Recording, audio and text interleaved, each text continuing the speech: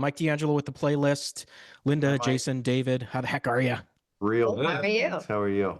I'm so good, and so is the show. DTF St. Louis is wonderful, so congratulations on it. I'm sure you're Thank being you. Thank hearing you. that all Thank day. you.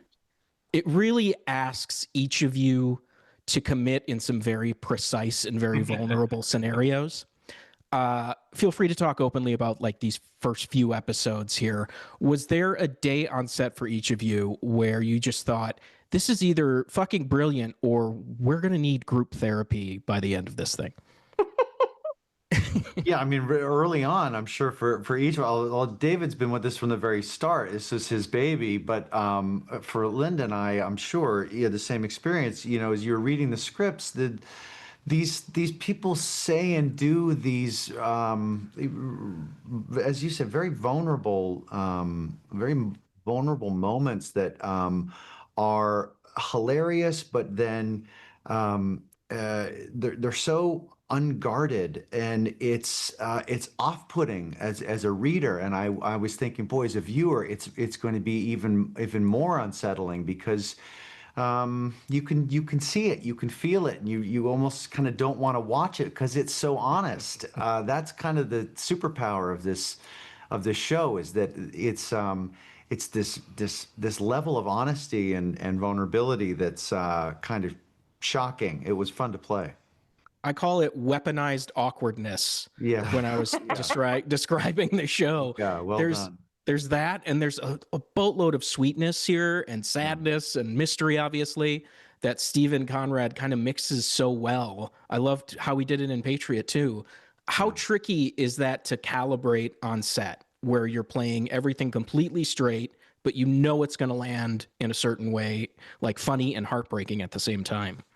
I think it's honestly surprisingly easy. I mean, not to say that the workday was easy. The workday was difficult because you want to do this stuff. But going in, I was worried that I would have to do a lot more intellectual work with it.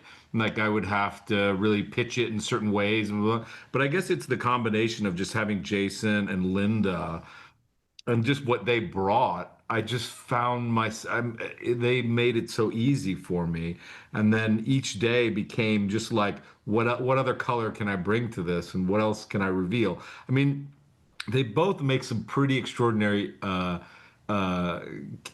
character thing. I mean, one of the things I will say, like when Linda came on, and I first saw her sort of doing some of the stuff, it actually unlocked a lot of the material for me. I've never told you this before. Yeah, yeah.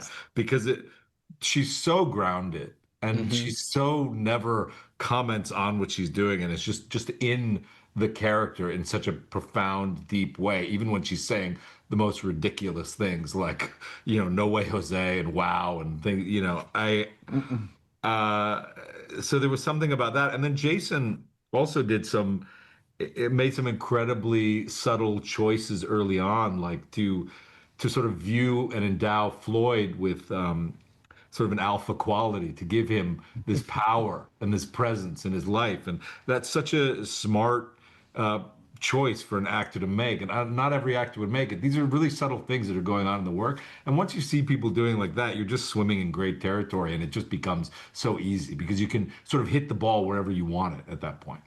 Right. I was just talking with Steven, and he was saying, I was going to ask you about how he directs, but he was saying he didn't remember a time where he was really directing you guys. Does that ring true to you? Or are you like, no, he's a dictator on set? No, he's definitely not. He's like, there's like a flow about him and an energy where you feel like at your best moments, you're like in communication and community with everybody. Like it really feels like you were saying earlier, like a team.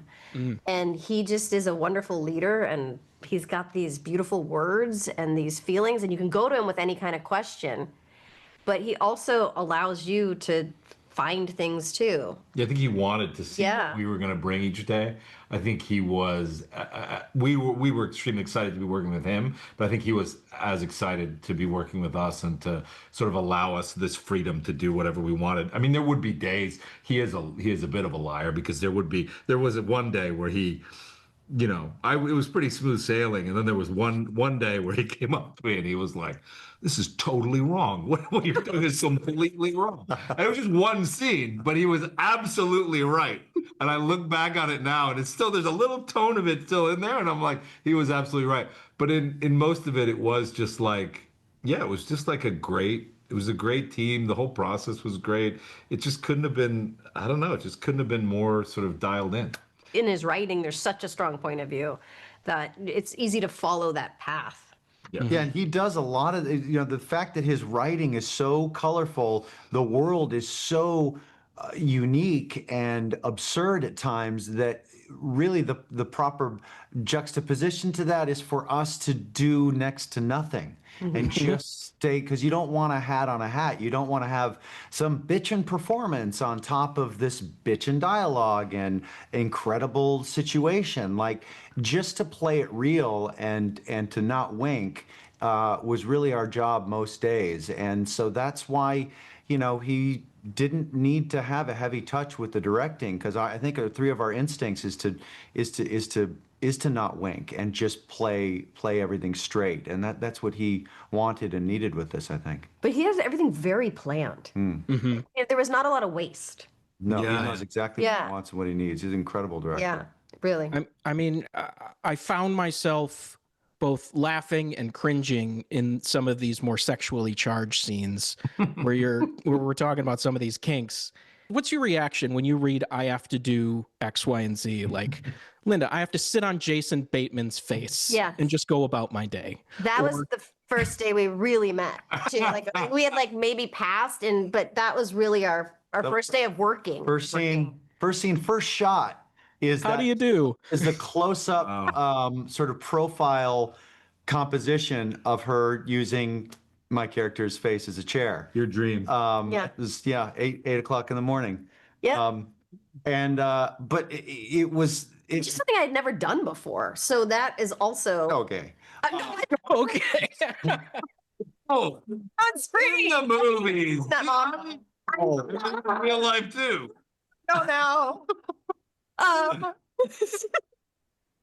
Linda, Oh, we're not amazing. asking Oh for my your goodness. no, but it was it as easy as that possibly could have been. It was like the environment on the set was very relaxed and safe and calm, and she was hilarious throughout the whole thing, and so was Steve, and you had the intimacy coordinator there, and all Yeah, that they were- technical that like sort of great. It was done just, and it's something as an actor you worry about those things, because I'm not a professional love scene guy, nor any of us. You're a dynamite sex robot, Jason. That I had nailed. I really worked on that. Actually putting all of my weight on just your, you make a living on your face, let's just say, but I don't want to This is thank you for recognizing. No, but yeah, your life. we did it. Angel. They're giving me the wrap. I'll wrap on this. Linda and David, as two MCU veterans, you've now seen Jason in his full awkward, manipulative, kind of secretly chaotic glory here. If you had to drop him in the Marvel universe, where do you think he lands? As like a street level you've menace? already said it. You know what he's he's the X2 Sex robot. Sex robot. I'm here to pleasure you. What's my weapon? What's your weapon? The final 3 episodes for that. I think Robert Downey Jr. would be upset that Sex Robot wasn't the title of Iron Man, but is what it is. All right, they're giving me the wrap. I'll just say I really appreciate you and I love the show, so can't wait to see more. Thanks, guys. Thank you. Thanks, man.